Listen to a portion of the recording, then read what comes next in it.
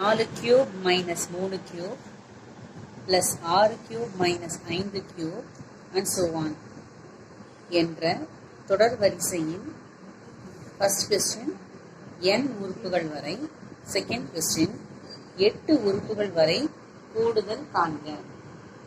ரொம்ப முக்கியமான கணக்கு. அவங்களே பிராக்கெட் போட்டு பிரித்து காமிச்சிருக்காங்க பாரு. 2 cube minus 1 cube, 4 cube minus 3 cube அப்படின்னா நம்ம மைனஸ் பண்ணி காமிக்கக்கூடாது. இது எப்படி போடணும்னா, இந்த கொஸ்டின் நல்லா கவனிச்சுக்கணும். முதல் வேல்யூ இருக்கிற பிராக்கெட்ல இருக்கிற முதல் வேல்யூஸ் எல்லாத்தையும் ஒரு குரூப்ல எழுதிக்கணும். 2, 4, 6, 2 cube plus 4 cube plus 6 cube plus and so one. அடுத்தது நமக்கு என்ன வரணும்? 8 கியூப் அண்ட் சோ ஒன்னா போயிட்டே இருக்குன்னு அர்த்தம்.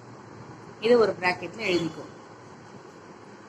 அப்புறம் செகண்ட் வேல்யூ என்ன இருக்கு? 1 கியூப், 3 கியூப், 5 கியூப். அடுத்த நம்பர் என்ன இருக்கும்? 7 கியூப். அப்ப இங்க எது காமனா இருக்குன்னா மைனஸ் காமனா இருக்கு, அதனால மைனஸ் போடும். புரியுதா? மைனஸ் பொதுவா எடுத்து வெளியில எழுதிட்டோம்னா உள்ள எல்லாமே பிளஸ் ஆயிடும். 1 cube plus 3 cube plus 5 cube plus and so one. எவ்வளவு தூரம் போகுதுன்னு சொல்லுங்க. ஆனா இங்க n உறுப்புகள் வரை கூடுதல் கண்டுபிடிங்கன்னா நம்ம n வரைக்கும் நம்ம வச்சுக்கணும். இதெல்லாம் என்ன நம்பர்ஸ்? 2, 4 கியூப். அப்புறம் பாருங்க 2, 4, 6 எல்லாமே என்ன எண்கள்? இரட்டை எண்கள், இரட்டைப்படை எண்கள். 1, 3, 5 எல்லாம் என்னது? ஒற்றைப்படை எண்கள். உனக்கு ஜென்ரலா நான் சொல்லி கொடுத்துருக்கேன். இரட்டைப்படை எண்கள் அப்படின்னா ஜென்ரலா நம்ம எப்படி எழுதுவோம்? 2n அப்படின்னு எழுதுவோம். ஒற்றைப்படை எண்ணாய் இருந்தால் 2n மைனஸ் 1 அப்படின்னு எழுதுவோம். உங்களுக்கு சொல்லி கொடுத்துருக்குறேன். இரட்டைப்படை எண்ணாய் இருந்தால் பொதுவாக 2n எழுதுவோம். ஒற்றைப்படை எண்ணாய் இருந்தால் பொதுவாக 2n மைனஸ் 1 எழுதுவோம். இங்கே எல்லாமே எதில் இருக்கு? கியூப்ல இருக்கு. அதனால இந்த இரட்டைப்படை எண்ணுடைய பொது வடிவத்தில் நம்ம என்ன செய்ய போறோம்? கியூப்னு எழுத போறோம். ஒற்றைப்படை எண் பொது வடிவமான 2n மைனஸ் 1ல கியூப்னு எழுத போறோம். இது எல்லாமே கூடுதல் வர்றதுனால இந்த கூடுதலுடைய சிம்பல் சமேஷன், சிக்மா அப்படின்னு எழுதுவோம். இந்த கூடுதலுடைய சிம்பல் சமேஷன், அதாவது சிக்மான்னு எழுதுவோம். இடையில மைனஸ்.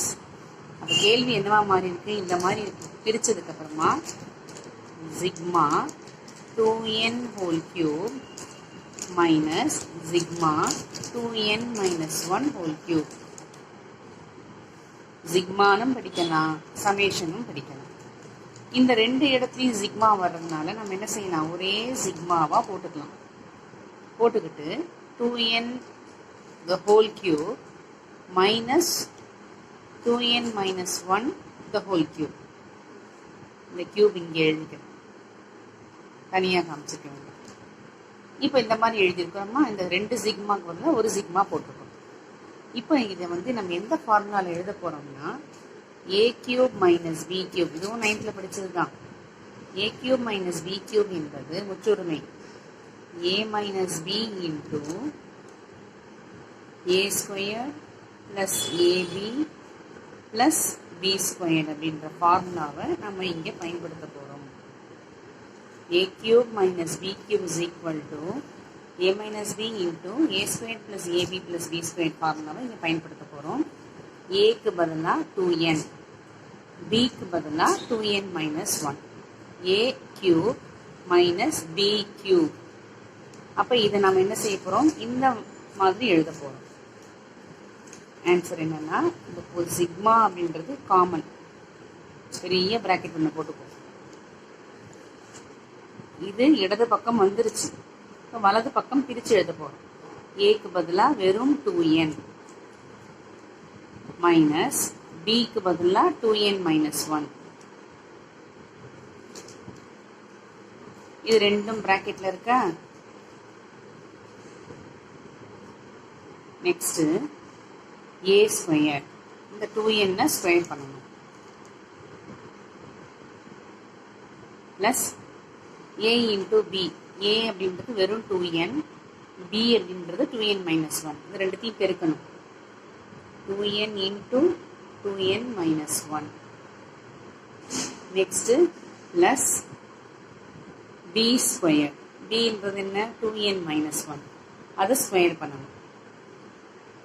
சரியா கவனிச்சா மட்டும்தான் இதை போட முடியும். கொஸ்டின் வந்து சமேஷன் அது அப்புறம் பார்த்துப்போம். இது a cube minus b cube வடிவத்தில் இருக்கிறதுனால ஏக்கு பதிலாக 2n, பிக்கு பதிலாக 2n மைனஸ் 1 ரைட் சைடில் சப்ஸ்டியூட் பண்ணுறோம். ஏக்கு பதிலாக 2n, பிக்கு பதிலாக 2n minus 1. a square 2n whole square plus a into b 2n into 2n minus 1 plus b square plus போட்டுட்டு 2n மைனஸ் 1 ஹோல் ஸ்கொயர். புரிஞ்சிருச்சா? இப்போது சிக்மா போட்டுக்கிறோம். இந்த ப்ராக்கெட்டை மட்டும் பாரு, இது ரெண்டு இந்த மாதிரி ப்ராக்கெட்டில் ஒன்றா இருக்குது. இதுக்குள்ளேயே ஒரு ப்ராக்கெட் இருக்குது, அந்த ப்ராக்கெட்டை உடைக்கணும். ஸோ மைனஸ் உள்ளே போகும்போது இந்த மைனஸ் உள்ளே போகும்போது இந்த 2n மைனஸ் ஆகிடும். இந்த 1 ஆல்ரெடி மைனஸ் இருக்குது, இந்த மைனஸும் மைனஸும் ப்ளஸ் ஆகிடும். இதுக்கு குறி மைனஸ் ஆகிடும், இதுக்கு குறி ப்ளஸ் ஆகிடும். 2n இந்த 2n எழுதியிருக்கிறேன். இந்த மைனஸ் உள்ளே போகும்போது இந்த 2nக்கு மைனஸ் குறி வந்துடும். இந்த மைனஸ் உள்ளே போகும்போது இந்த 1 அப்படின்றது ப்ளஸில் மாறிடும். இந்த ரெண்டு ப்ராக்கெட்டையும் அப்படியே போடுறோம். Next 2n whole square. ரெண்டை தனியாக ஸ்கொயர் பண்ணோம், n தனியாக ஸ்கொயர் பண்ணோம். ரெண்டை ஸ்கொயர் பண்ணால் 4, n ஸ்கொயர் பண்ணால் n ஸ்கொயர் ப்ளஸ் இந்த ரெண்டு டேர்ம், இந்த ரெண்டு பிரிவையும் 2n பெருக்கிறேன். ஃபஸ்ட்டு 2n-ஓட 2n பெருக்கும்போது 2 into 2 4, n into n n square. 2n-ஓட 2n பெருக்கும்போது 4n ஸ்கொயர். 2n-ஓட மைனஸ் 1 பெருக்கும்போது மைனஸ் 2n. நெக்ஸ்ட்டு இந்த 2n மைனஸ் 1 ஹோல் ஸ்கொயர் போடுறோம். a minus b whole square ஃபார்முலாவில் எழுத போகிறோம். a minus b whole square formula என்ன? a square minus 2 into a into b plus b square. இது a, இது b. இதுக்குள்ள a minus b whole square ஃபார்முலாவில் a square minus 2ab plus b square. இப்போ என்ன ஆகுதுன்னு பார்ப்போம். இந்த ப்ராக்கெட்டை மட்டும் பாரு. 2n மைனஸ் 2n என்ன ஆகிடும்? இது ரெண்டும் கேன்சல் ஆகிடும்.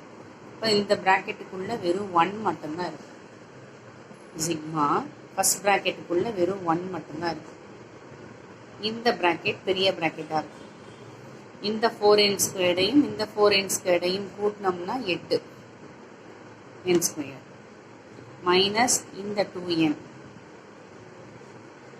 ப்ளஸ் இந்த 2n ஸ்கொயர் பண்ணணும். 2 ஸ்கொயர் பண்ணால் 4, n ஸ்கொயர் பண்ணால் n ஸ்கொயர் மைனஸ் இந்த ரெண்டையும் பெருக்கு. 2 2 4, 4 இன்ட்டு 1 4 தான், வெறும் n ப்ளஸ் 1 ஸ்கொயர் பண்ணால் 1.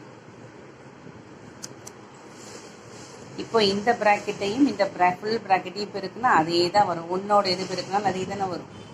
இப்போ n ஸ்கொயர் டேர்ம்ஸ் மொத்தம் எத்தனை இருக்குது பாரு. இங்கே ஒன்று இருக்கா, இங்கே ஒன்று இருக்குது. n ஸ்கொயர் டேர்ம்ஸ் 2 இருக்குது. 8ஐயும் 4ஐயும் கூட்டினா 12. சிக்மா 8ஐயும் 4ஐயும் கூட்டினோம்னா 12 n ஸ்கொயர். அப்புறம் இந்த மைனஸ் 2n-ஐயும் இந்த 4n-ஐயும் பார்க்குறோம். இதையும் பார்க்குறோம். இது 2n, இது 4n. ரெண்டுத்துக்கும் ஒரே குறினா கூட்டணும். குறி வந்து பெரிய நம்பர் குறியை பார்த்து போடணும். ஸோ மைனஸ் 2ஐயும் 4ஐயும் கூட்டினா 6n. ஸோ இதையும் கூட்டி 12ன்னு போட்டுட்டோம். இதையும் குறி ஒரே குறியாக இருந்ததுனால கூட்டி 6ன்னு போட்டுட்டோம். பாக்கி என்ன இருக்குது? 1 மட்டும்தான் இருக்குது. இது அப்படியே ப்ராக்கெட்டில் போட்டு வெளியில் சிக்மா போடணும். இப்போது பொதுவாக இருக்கிற சிக்மா மொத்தம் 3 பிரிவுக்கும் உள்ளே போக போகுது. எப்படி போகும் அப்படின்னா, இந்த சிக்மா எண்ணுக்கு இங்கே போட்டுக்கலாம். இந்த 12 காமனாக எடுத்துகிட்டு 12 இல்லைன்னா சிக்மாவை தனித்தனியாக போட்டுக்கலாம்.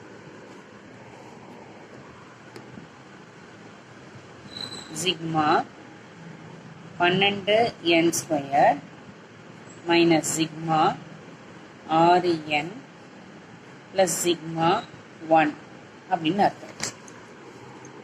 Sigma 12n square minus sigma 6n plus sigma 1ன்னு அர்த்தம். பொதுவாக இருக்கிற சிக்மாவை உள்ளே கொண்டு போயிருக்கோம். சிக்மானா என்ன தெரியும்ல, கூடுதல். இப்போ இந்த 12 அப்படின்றது நம்பர், இந்த நம்பருக்கு கூடுதல்ன்ற தேவையில்லை. இந்த 12 வெளில கொண்டு போயிடும். சிக்மா n ஸ்கொயர், இந்த 6ஐயும் வெளில கொண்டு போயிடும். Sigma n. இங்கே என்ன அர்த்தம், சிக்மா 1ன்னா என்ன அர்த்தம், 1 கூட்டிக்கிட்டே இருன்னு அர்த்தம். 1 + 1 + 1 + and so on. எவ்வளோ தடவை கூட்ட வேண்டியிருக்கும், n தானே அவங்க கொடுத்துருக்குறாங்க, அதனால n முறை கூட்ட வேண்டியிருக்கும்.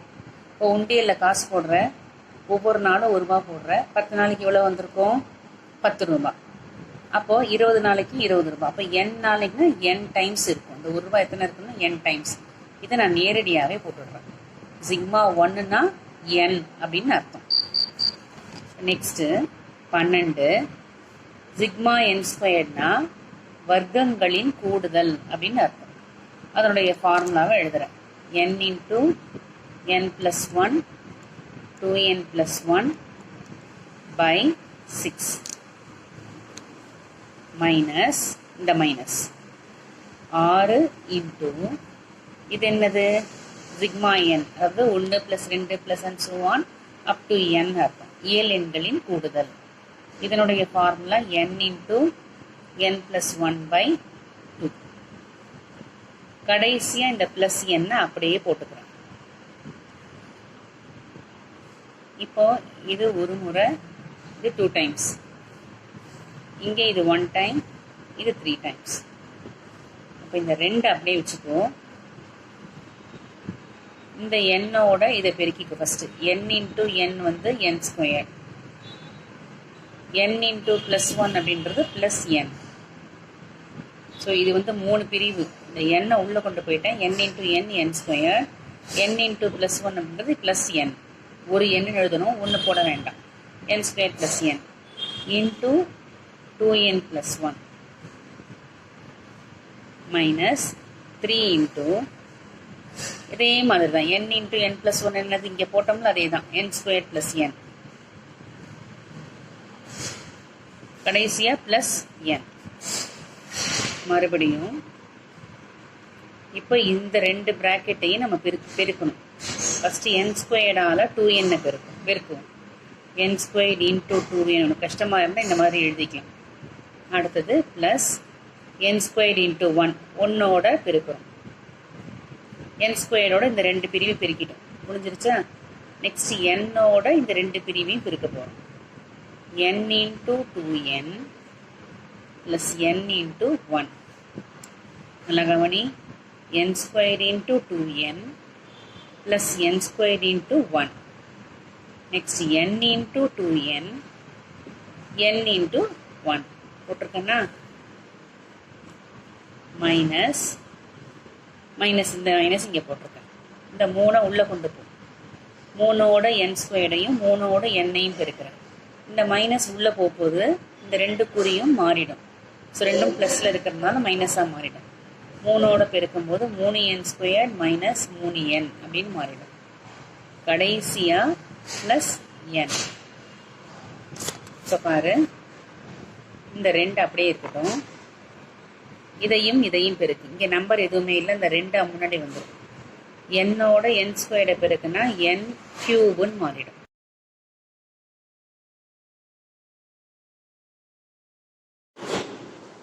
என்னோட n ஸ்கொயர்டை பெருக்குன்னா n கியூப்னு மாறிடும். ப்ளஸ் 1ஓட n ஸ்கொயர்டை பெருக்கணும்னா 1n ஸ்கொயர், வெறும் n ஸ்கொயர்டு அதை போட்டுக்கலாம். ப்ளஸ் இங்கேயும் 2ன்ற நம்பர் இருக்குது. n இன்ட்டு n அப்படின்றது n square, n into n அப்படின்றது n square, plus 1 into n அப்படின்றது வெறும் n, மைனஸ் இந்த 3n square minus 3n plus plus n. இங்கே இடம் இல்லை, நான் கீழே எழுதிட்டேன். இப்போ இந்த ப்ராக்கெட்டை உடைக்கணும். இந்த 2 உள்ளே கொண்டு போகிறோம். 2 × 2 4n³ ப்ளஸ் 2 × இங்கே 1 தானே இருக்குது, மறைமுகமாக 1 இருக்குது, 2ஓட 1 பெருக்கணும்னா 2n² ப்ளஸ் இந்த 2 × 2 4n² ப்ளஸ் 2 × இங்கே ஒன்றுமே நம்பர் இல்லைன்னா 1ன்னு இருக்குன்னு அர்த்தம். So 2 × 1 2n. ஸோ இந்த 2ஓட இந்த 4 நம்பரையும் பெருக்கி இங்கே போட்டேன். பாக்கி -3n² -3n + n.